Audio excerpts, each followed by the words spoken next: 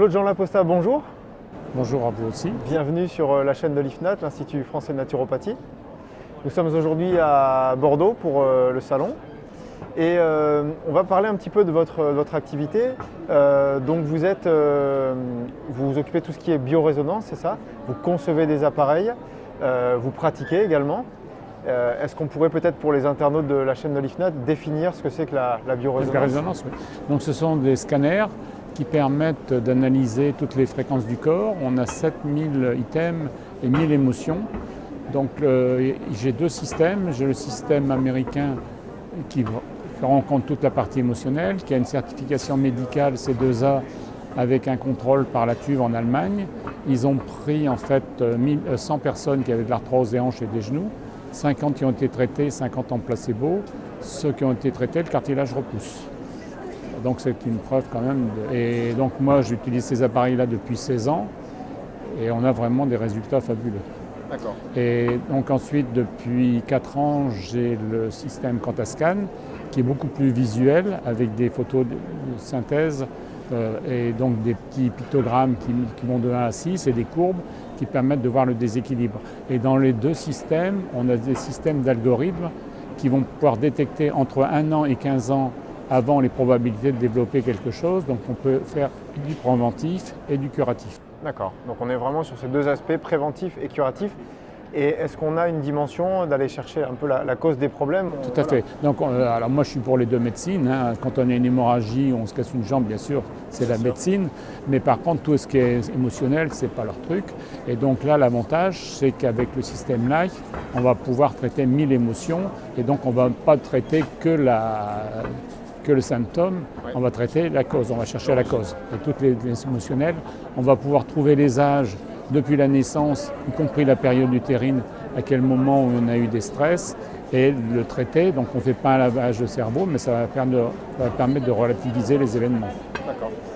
Alors, comment se passe une séance? Quelqu'un qui viendrait vous voir, en général, comment est-ce que ça se déroule? S'ils viennent pour la première fois, on fait déjà une bonne anamnèse pour voir quelles sont leurs problématiques, leurs heures de réveil la nuit éventuellement, parce qu'on sait qu'en médecine chinoise, de toute façon, si on se réveille entre 23h et 3h du matin, que c'est faux à la vésicule. Donc on va traiter aussi donc, après les colères. Si c'est entre 3h et 5h du matin, ben, c'est plutôt angoisse et tristesse. Donc ça nous donne déjà des pistes. Et après, nous avons des systèmes aussi d'analyse avec les fréquences de Rife pour savoir, quelqu'un qui viendrait faire un check-up, quels sont les organes qui sont déficients. Et après, donc, on va remettre les bonnes fréquences. On a parlé de médecine traditionnelle chinoise, vous faites un parallèle. Donc finalement, la biorésonance, c'est quelque chose qui est à la fois sur des valeurs ancestrales et aussi tourné vers l'avenir, parce qu'on est sur quelque chose qui est quand même technologique et qui est... Donc on part justement de l'ancestral, qui est quand même assez ancien, plus après on a toutes les fleurs de Bach aussi, on a des remèdes ayurvédiques, on a aussi tous les 700 remèdes homéopathiques, et après on peut, si on a des produits, rentrer ses propres fréquences dans le système.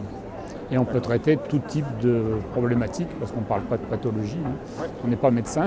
Absolument, on n'est pas médecin, vous avez raison. Donc la personne vient voir, vous faites une anamnèse et ensuite elle est reliée à quelque chose? Alors après, donc avec le système Quantascan, c'est un casque, et avec le système Life, c'est un bandeau qu'on met sur le front. Et donc à l'intérieur, donc ce sont des ondes électromagnétiques qui passent. Il y a des LED de couleur aussi parce que chaque couleur aussi a sa fréquence. Et on va envoyer des sons, des musiques. On peut mettre n'importe quelle musique, mais elle va être fréquencée par rapport à ce qu'on traite pour mettre en résonance. Quand on prend deux diapasons de même note, on en fait vibrer un, l'autre à distance il vibre, notre corps c'est pareil. Ouais.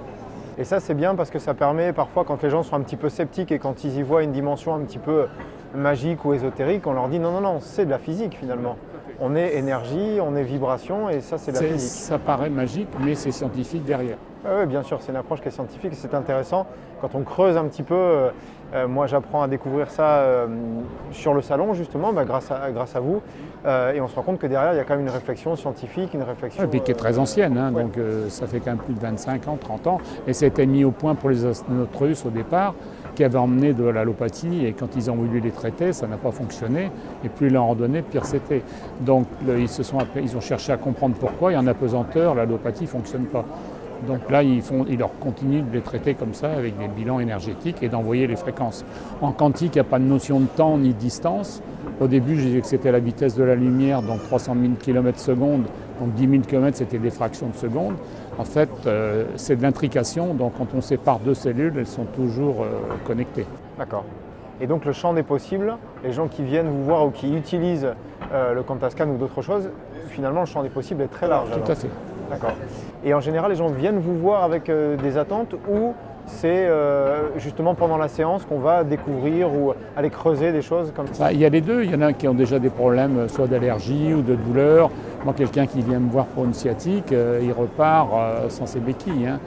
Parce qu'on va traiter L4, L5, S1, on va travailler sur le dermatome, on va travailler aussi sur le foie, parce que le foie gère tout ce qui est muscles, tendons et ligaments, également les yeux.